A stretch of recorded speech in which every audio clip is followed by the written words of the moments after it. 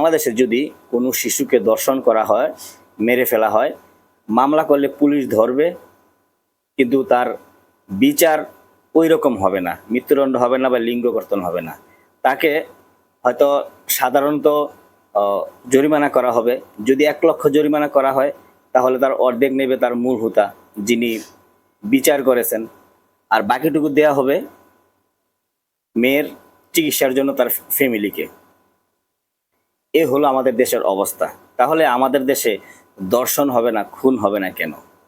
যদি ধর্ষণ হতো, খুন হতো, যদি ওই অপরাধীকে সাথে সাথে সবার সামনে ৩ রাস্তার মোড়ে ফাঁসি দেয়া হতো অথবা মৃত্যুদণ্ড দেয়া হতো, তাহলে অপরাধীরা ভয় পেত অপরাধ করতে, যে আমি যদি অপরাধ করি তাহলে আমাকে এই শাস্তি দেয়া হবে। এবং যদি উত্তর কোরিয়ার মতো তার ৩ প্রজন্মকে শাস্তি পেতে হবে, যে অপরাধ করবে তার বাবা মাকে জেল খাটতে হবে।